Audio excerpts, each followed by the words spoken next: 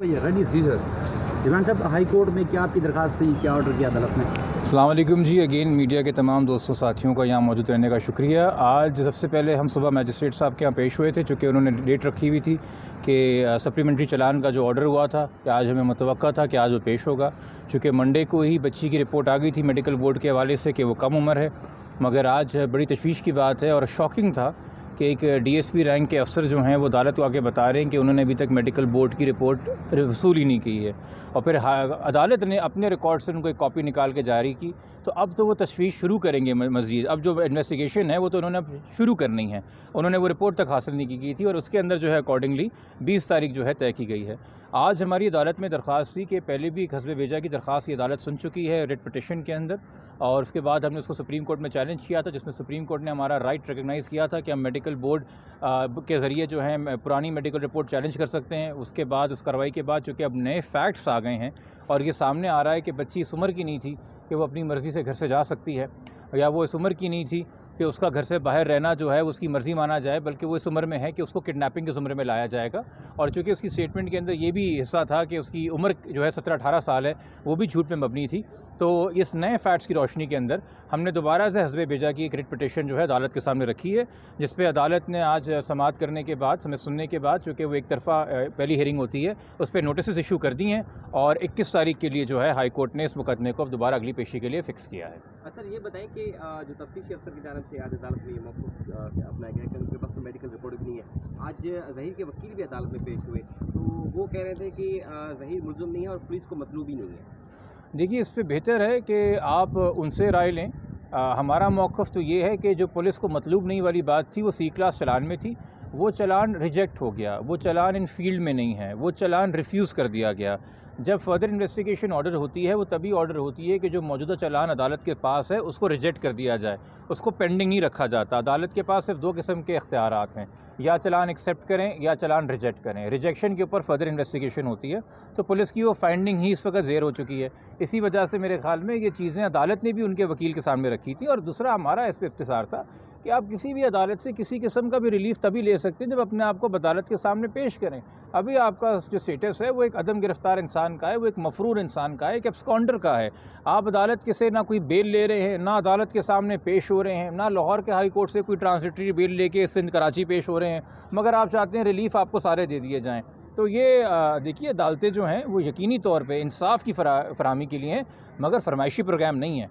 तो बेहतर ये है कि प्रोसीजर ये कहता है किसी केस में किसी भी मुल्ज़िम में कि अदालत के सामने पहले मुल्ज़िम अपने आप को सरेंडर करे थ्रू एप्लीकेशन ऑफ बेल, फिर वो उसका राइट है कि वो कर सके। बट इसमें जो उनका मौक़िफ़ है बेहतर है आप उनके वकील से लें। मैं जनरली आपको कानून जो मेरी नज़र में वो बता रहा हूँ। ये अब बच्ची चूँकि माइनर है, तो कौन कौन सी दफ़ात लग सकती हैं या पुलिस को लगानी चाहिए इस रिपोर्ट आने के बाद?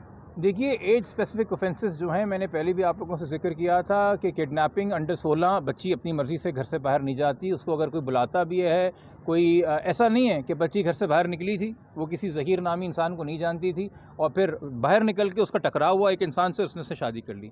ये बात वाज़ेह है, मुल्ज़िम के अपने बयान में भी है कि उसके इल्म में था कि बच्ची घर से बाहर आने वाली है। और हमारा तो ये मौक़िफ़ है कि मुल्ज़िम कराची में मौजूद है जिस दिन ये वाक़या हुआ है। हम ये भी मानने को तैयार नहीं है कि वो लाहौर में है और बच्ची को जो है उसने लाहौर बुलवाया है। हमारा मानना ये कि वो कराची में है और वो ख़ुद बच्ची को अपनी तहवील में जो है वो लाहौर लेके गया है। एक तो किडनैपिंग आती है, दूसरा इसके अंदर मैरिज की बात जो सेटल होनी है कि ये सिंध का लॉ लगेगा, पंजाब का लगेगा, दोनों सूरतों में अंडर 16 क्राइम है।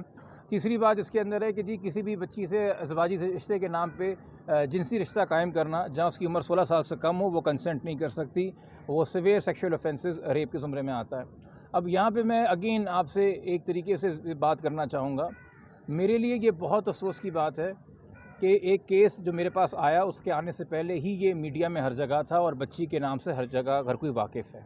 अब जब बच्ची कम उम्र आई है तो इसके बाद जिन किस्म के सेक्शंस का इतलाक़ होना है और तफ्तीश जो रुख लेगी, उसके बाद बेहतर तो ये है और बेहतर ये होता कि बच्ची की आइडेंटिटी गुप्त रखी जाती और राज़ी रखी जाती। मैं ये बार बार कह रहा हूँ कि देखिए, केस ख़त्म हो जाना है चाहे किसी के भी हक़ में ख़त्म हो, बच्ची का पूरा मुस्तक़बिल उसके आगे है।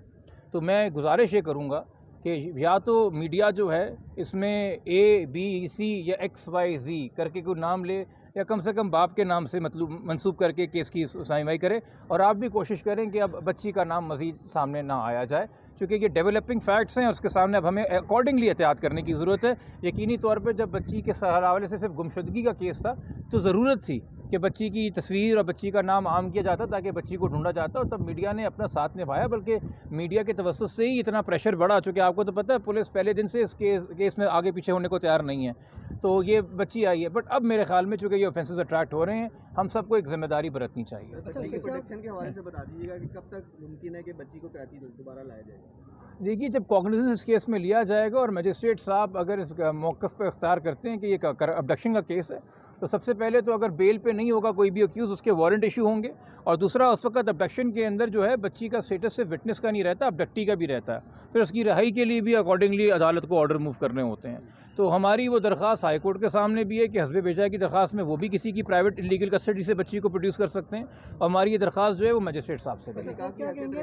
तफ्तीशी ऑफिसर पे आपका पहले पे एतराज़ था, अब दोबारा वही तफ्तीशी ऑफिसर हैं, तो अभी भी आपने कोई दोबारा दरख्वास्त देंगे? अब उम्र आ गई है, बच्ची की रिपोर्ट भी आ चुकी है, अब क्या दोबारा हमने 30 तारीख को 17 तारीख के बाद फिर बीच में हम अदालत भी गए थे, और 30 तारीख को हमने दोबारा एक दरख्वास्त मूव की।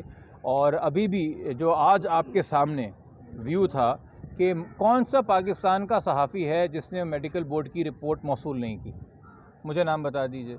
जिस इंसान का इस केस से ताल्लुक़ हो या ना ताल्लुक़ हो, वो मेडिकल रिपोर्ट की फाइंडिंग जानता है। अगर कोई नहीं जानता तो इस केस का तफ्तीशी नहीं जानता, और रिपोर्ट आने के 48 घंटे बाद तक नहीं जानता।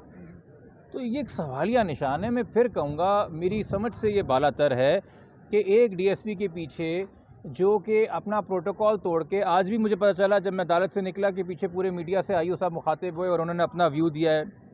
तो ये एक DSP साहब के पीछे जो बार बार प्रोसीजर और प्रोटोकॉल और डिसिप्लिन तोड़ रहे हैं, सिंध पुलिस क्यों बदनामी मोल ले रही है? सिंध पुलिस क्यों सवालिया निशान खड़ा कर रही है? सिंध पुलिस क्यों नहीं है एक बेहतर इंसान को, बेहतर अफसर को, बेहतर रिस्पॉन्सिबल अफसर को अपॉइंट करके तमाम खदशात दूर कर देती है, और ऐसे इंसान को जो है वो आप इंगेज कर रहे हैं। और ये मैं आपकी नॉलेज में ले आऊँ, मंडे के रोज़ मेरी IG साहब से मुलाकात हुई थी। IG साहब को मैंने ख़ुद मेडिकल बोर्ड रिपोर्ट की कॉपी इन हैंड दी है। 48 घंटे बाद तफ्तीशी कह रहा है कि कोई रिपोर्ट ही नहीं मिली। ये बड़े अफसोस की बात है।